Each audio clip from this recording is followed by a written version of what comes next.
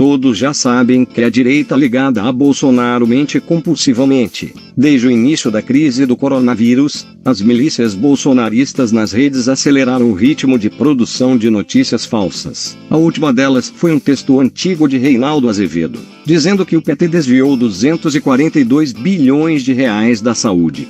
O texto foi tirado de contexto.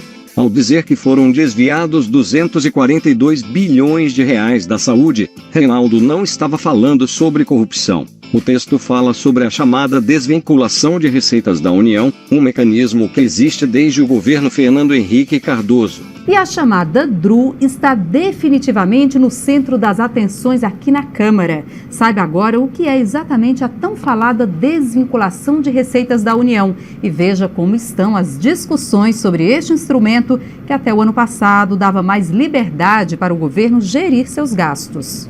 A DRU era um recurso que autorizava o governo a gastar livremente até 20% do orçamento da União. Pela regra, os outros 80% tinham destino obrigatório previsto na Constituição e em leis ordinárias. Criada em 1994 com o nome de Fundo Social de Emergência, FSE, essa desvinculação foi instituída para estabilizar a economia logo após o lançamento do Plano Real. Na prática, ela serve para dar liberdade na execução do orçamento, na gestão do orçamento. Quando entram receitas que estão carimbadas, que estão vinculadas, uma parcela que eles pretendem que seja crescente dessa receita pode ser destinada diferentemente do que a lei ou a Constituição havia previsto. Em 31 de dezembro de 2015, terminou a vigência da lei que instituía a DRU e, com isso, o orçamento voltou a ter 100% de destinação obrigatória.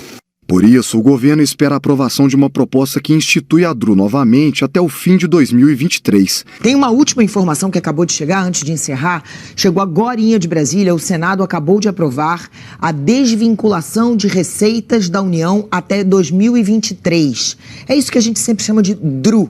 O que o texto não conta é que mesmo com a desvinculação, o orçamento da saúde saltou de 28 bilhões de reais no último ano do governo Fernando Henrique para 106 bilhões em 2014.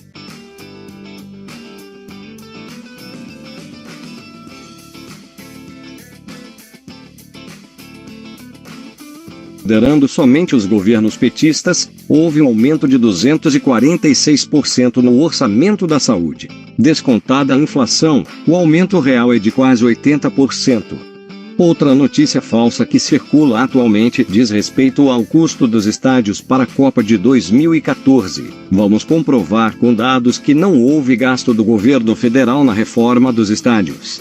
Os estádios pertencem em sua maioria aos governos estaduais e foram esses governos que gastaram dinheiro para a execução de obras. Também existem alguns poucos estádios privados, como a Arena Corinthians e o Beira-Rio.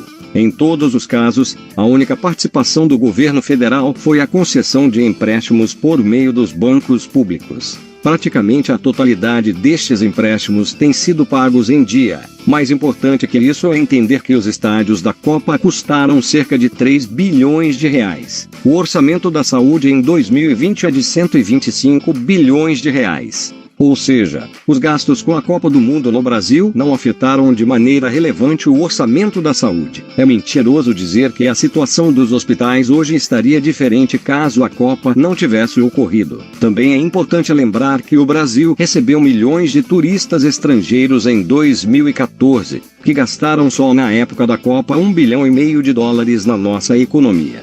Resumindo, o impacto fiscal da Copa do Mundo foi próximo de zero. Poderíamos também falar sobre as grandes obras de melhoria em aeroportos e trens nas grandes cidades, que só saíram do papel em função da Copa. Mas isso fica para depois. Quem sabe para um próximo vídeo.